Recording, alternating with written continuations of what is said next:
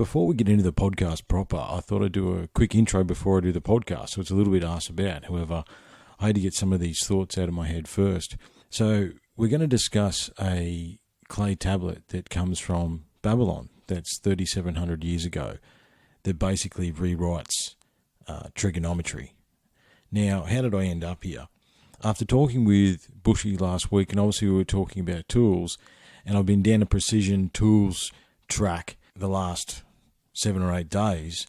However, at the same time, I wondered about, sure, you need a tool to do it. However, someone's got to put it down on paper. Someone has to do the mathematics behind it. You're going to build a big triangle. You need to understand triangles or pyramids or three-dimensional geometry, trigonometry.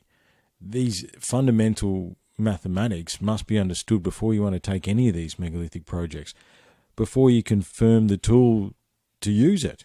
Okay, and don't get me started on the tool to measure the tool to measure the tool, and which come first, the chicken or the egg. However, that's the rabbit hole I'm in, and it came to me that some Aussie researchers have actually deciphered a clay tablet that is from ancient Babylon, which blows modern mathematics out of the water. And look, I've got Quest for Self 6 in the bag, and I've got a few other things on the boil. It's basically consumed my existence outside of family and work in my mind. So I got it all down, and I'm going to share that with you guys tonight. It's very fascinating stuff. And look, don't be put off by the trigonometry. I'm not going to go into the mathematics of it all, just what's behind it and, potentially what it can mean. So that's it, guys. Going to a nice quick intro tonight. Interestingly, even though I know YouTube is slowly growing and it's audio only at this stage, when I put the cover of Everlong that we did, or the Waiting for the World to Change that Angus did, it demonetizes those episodes, which is fascinating. However, it doesn't demonetize Rowdy's songs, so we're going to stick with Rowdy's. Thanks to Jono for the intro. I'll be catching up with him in the near future.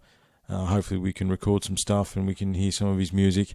Obviously, don't forget to give Rowdy a download on SoundCloud and Instagram, guys, Unlocking the Code.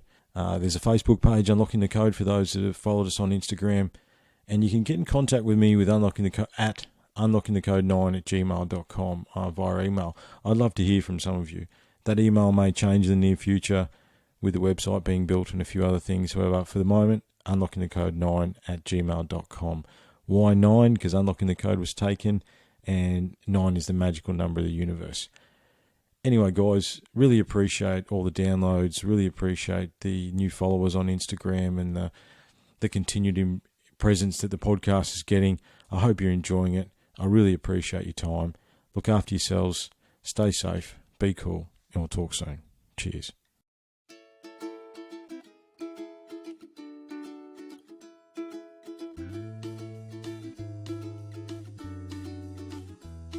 Today I sat in a field of paper daisies. The gentle breeze made the world wave to me. The day has come with a gold ring wrapped around it. I think I might just bathe in the sun.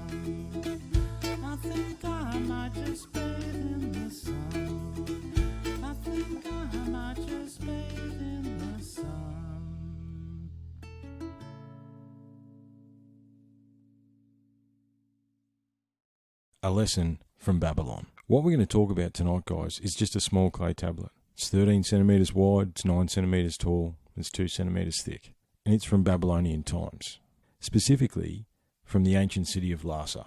Now, the name of this tablet is called Plimpton 322, and the reason it's called Plimpton 322 is New York publisher George Arthur Plimpton bought it from Edgar J. Banks, who was an archaeological trader back in around 1922, and in the mid-30s he bequeathed his entire collection to the Columbia University. So they've named all his artefacts that he donated Plimpton and then given them a number.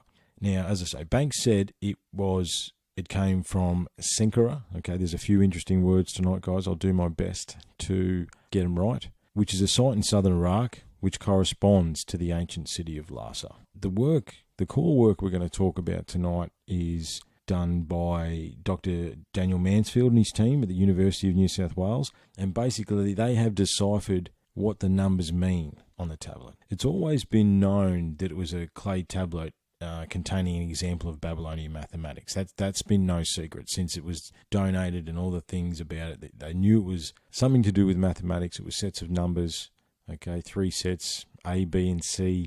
It's had a few goes trying to decipher what it was. The main ones that I found in the research were Neugebauer and Sachs, which was in 1945. I also saw some comments from Neugebauer in 1957, so he was working on that for a little while. A person by the name of Buck in 1980, but there wasn't too much on that. However, the most recent work was done by a lady named Eleanor Robson back in 2002. And she was actually given the Mathematical Association of America Lester R. Ford Award in 2003 for her work on the tablet. Now, she didn't decipher exactly what the actual numbers meant, but she analysed the tablet from away, and this is quoting her. She stated that it was unlikely that the author of 322 was either a professional or amateur mathematician, more likely a teacher, and 322 was like a set of exercises. So this tablet was a teaching tool potentially. And one of the reasons that she came to that conclusion is that we actually have a lot of tablets from that period, and they're all the same, and they're all administrative tablets. And it's interesting you don't think about that. I mean, the Babylonians, those guys were a player in the Middle East for 1,000 odd years up and down. And I'll go into a little bit of history about them in a second. However, they had to keep control of their stuff, so they had to measure grain or treasury or taxes or just documentation between people. And, there's a heap of guys, I suppose, and girls, I don't know, scratching out cuneiform tablets to get a hold of the information. And we have a lot of these. And this tablet is almost exactly the same as these. It's in the same vein, same shape, all that sort of stuff, which is what led Robson to believe that it was a administrative clay tablet, okay, because we have so many other examples to work from. It's always been suggested that it is mathematical, and Neugebauer and Sachs said that it had some relation to trigonometry. However, they didn't quite decipher how that worked. So there is basis of mathematical and some talk of trigonometry in the tablet. However, what Dr. Daniel Mansfield and his team have done is they've actually solved it. They figured it out. Plimpton 322 describes shapes of right-angled triangles using a novel kind of trigonometry based on ratios, not angles and circles. Fascinating mathematical work that demonstrates undoubted genius. Okay, that's a direct quote from Dr. Mansfield. Now, what you need to think about is, I suppose you don't really want to think about it because a lot of you have nightmares about trigonometry from, primary school and high school. It was based on sin cos tan. You remember, I actually when I got to high school, we had those big ginormous calculators and you had to sign them out. They had 50,000 buttons and that's how you worked out the trigonometry of a triangle. The calculator did the work for you. However, it's untidy. It's based on angles. It's based on a circle. Okay, it's based on Hipparchus's work. Okay, and he was a Greek astronomer. His work was basically around. It was about 1300 BC, I think, that his work started to become clear, and he put it down on paper. So the Babylon tablet and this stuff, it blows the Greeks out of the water by over 1,000 years, meaning that the Babylonians understood trigonometry at a deeper level and a more simple level, should I say, than we do now, and that the modern founder of trigonometry did in Greece. As I say, by over 1,000 years. I think it's nearly 1,500 years. This is fascinating stuff, guys.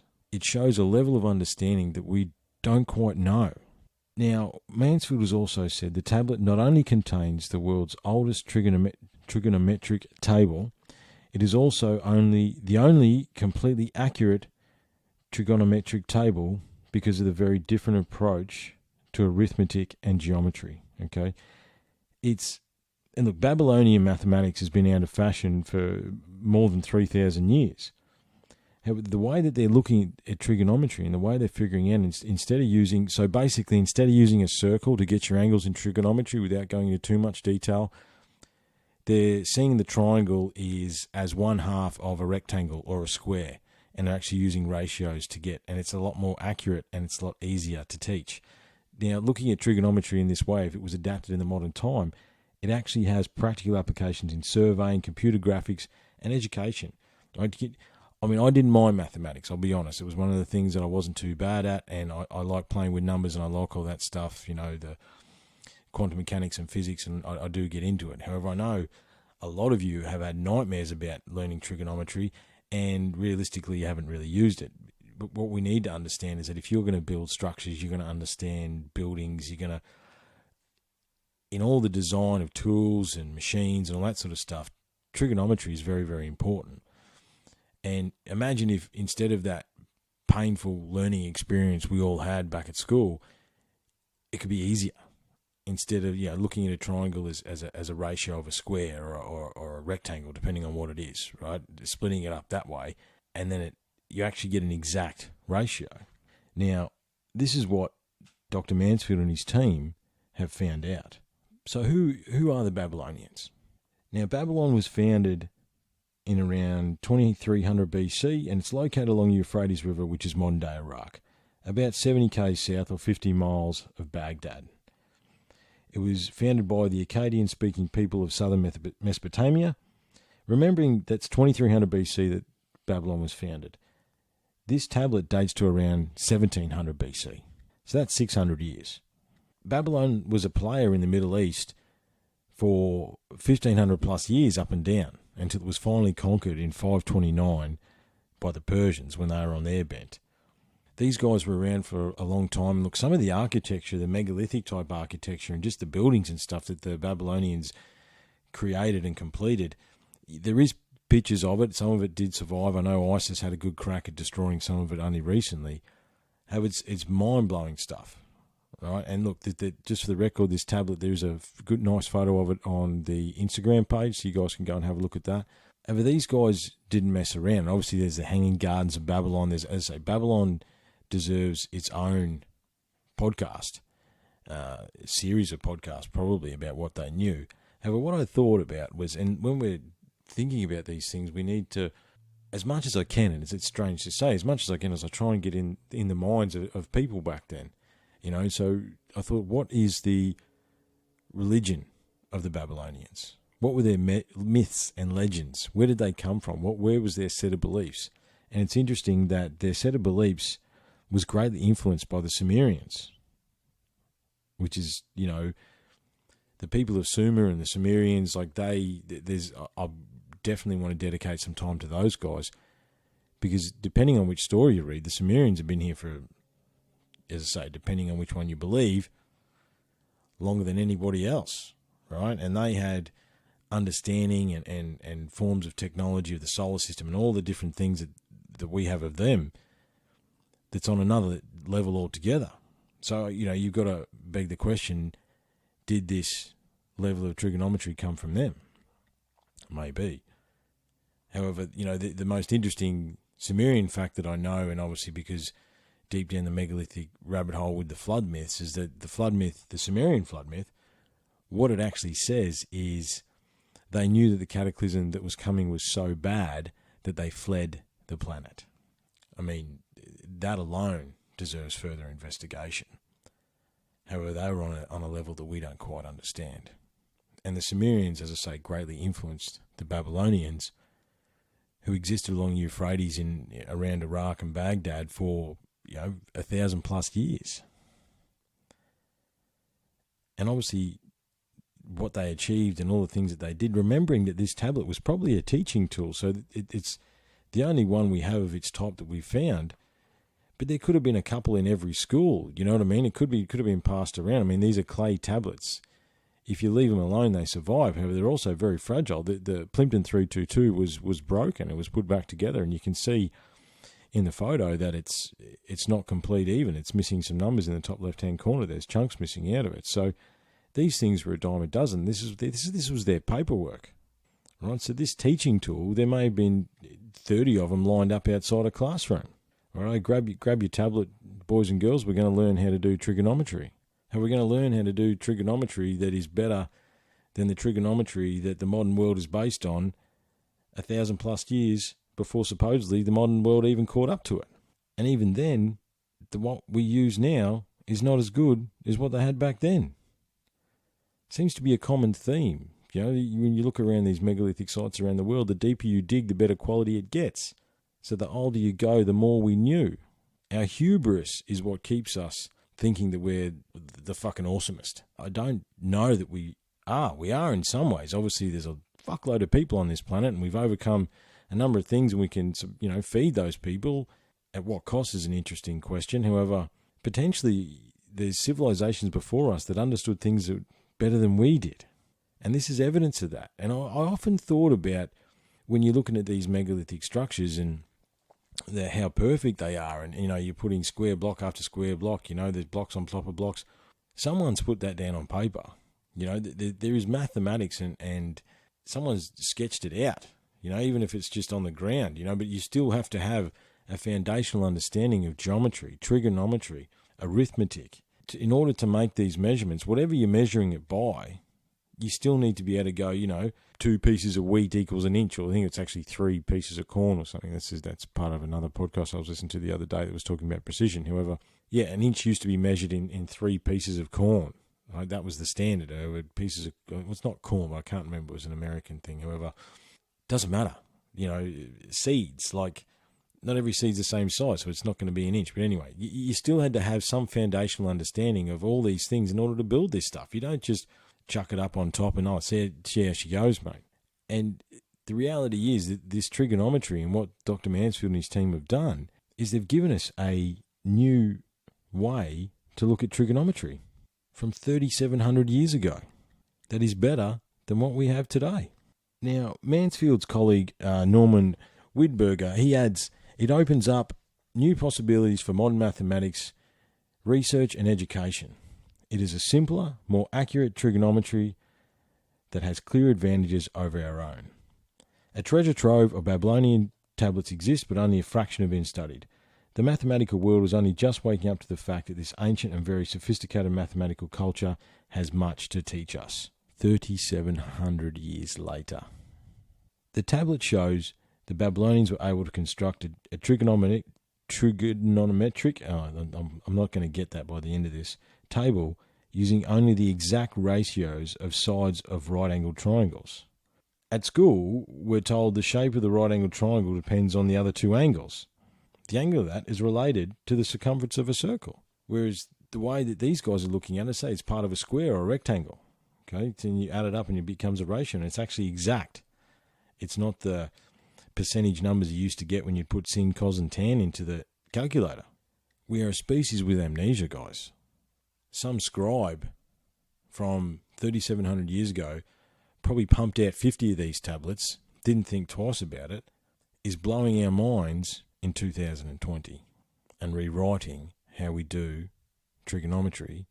And as Whitberger said, we've only analysed a few of these tablets. What I'd be doing is I'd grab that tablet that looks like it's got trigonometry on it, and I'd match it to any other tablet that looks like it's got trigonometry on it, and go from there. Our hubris is what is holding us back sometimes, guys. As I say, our belief in our awesomeness, right? Our awesomeness is blinding, and I mean that literally because it blinds us. I've no doubt we've achieved amazing things. However, if you look around, there's also a lot of stuff that we don't yet know. In fact, as I say all the time, the one thing I do know is that I know nothing, which means I know something, which gets me into a philosophical mess. However, I understand that I have very little knowledge, despite all my research and all the things that I've done and the places that I've been. and I'm open to understanding new things and looking into the past for answers to the present, as you guys know. And this is one of them. If the Babylonians understood this, and this is just a teaching aid, it was semi-common knowledge, I suppose. What else? If this is what you're teaching your kids at school, what's the high-level mathematicians in Babylon doing?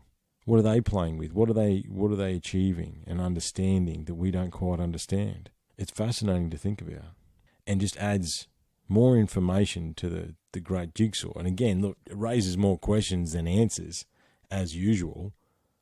Like, how amazing is that? But how the fuck did they know that? You know, like it's not a simple cut and shut. In as I say, if I was Dr. Mansfield and his team, and if I was anybody at Columbia University, I'd be, you know, getting those tablets and looking for the ones that look like they're similar with 4 rows and all that sort of stuff, because that's obviously the trigonometry ones. I'm not even going to try and say trigonometric. There you go, I got it, and we're only a couple of minutes from the end.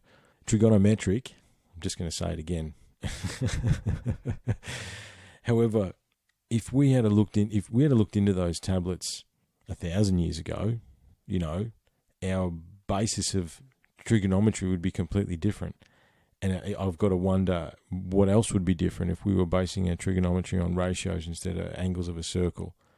However, you still need to understand all this stuff to complete these structures that we're talking about. Even just the ones, as I say, the stuff they were building in Babylon is bloody amazing, right?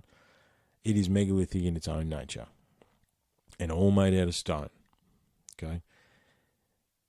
I don't have too much more, guys. However, I had to get that out of my head. I had to sit down and share that with you guys. That a simple bit of clay, as I said, 13 centimetres by 9 centimetres by 2 centimetres.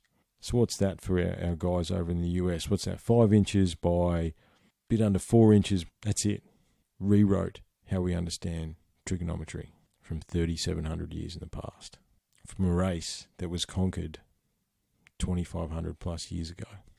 What else is hiding out there? I always wonder what's in, you know, if all this stuff's at Columbia University, what else is there? What else has been sitting there since before World War II that hasn't been touched in a box full of dust? Each turn of the shovel, each turn of the page, each box that you open in a storage locker can change history. And we need to be open and willing to have our minds changed and blown for that reason, because this blew my mind. I hope you guys are understanding the consequences of this research. Yeah, it literally could be, depending on how for education purposes, our kids could learn trigonometry differently than we did because of a clay tablet, because it's a much easier, simpler, more accurate way to do trigonometry. Anyway, guys, had to get that one out. It's a nice short one. Quest for Self 6 is in the bag. I might release that one next week. Digging into Pillar 43 at Göbekli Tepe. I know Göbekli Tepe deserves its own 2-hour podcast. However, had some really cool questions about Pillar 43 on the Instagram page and that sort of stuff. So that one's on the list in the near future. Not too sure what song we'll do of Rowdy's for the end. I'll have a bit of a fish around. Maybe Fair Dinkum Duet, just for something different. Good Aussie, funkadelic, punk rock song. Hope you enjoyed this one, guys. It's good to get it out of my mind. We're a species with amnesia. We've forgotten more than we'll ever understand. Look after yourselves. Stay safe. Be cool. And we'll talk soon. Cheers.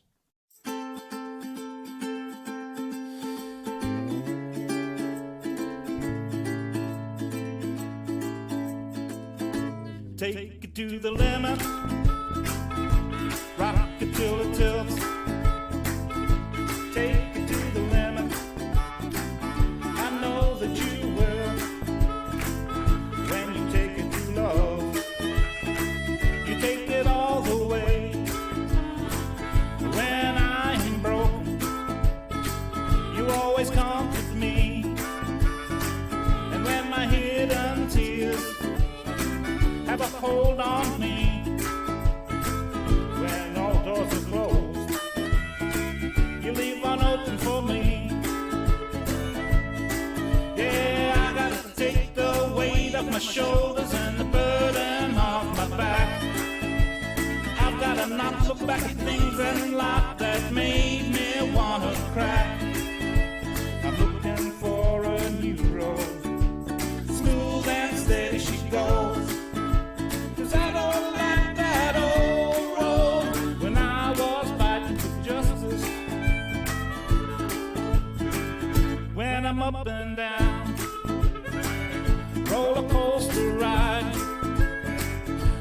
me hoping that my blues go out with the tide, so I don't come back to this rough winding track. When I first held you, my heart had melted. You felt so silky smooth, no doubt about it. Where a fat income you at when it comes to love? Well, I've got to take the weight off my shoulders and the burden off my back. I've got to not look like the things in life that made me wanna crack. I'm looking for a new road, smooth and steady she goes, 'cause I don't like that old road when I was fighting for justice.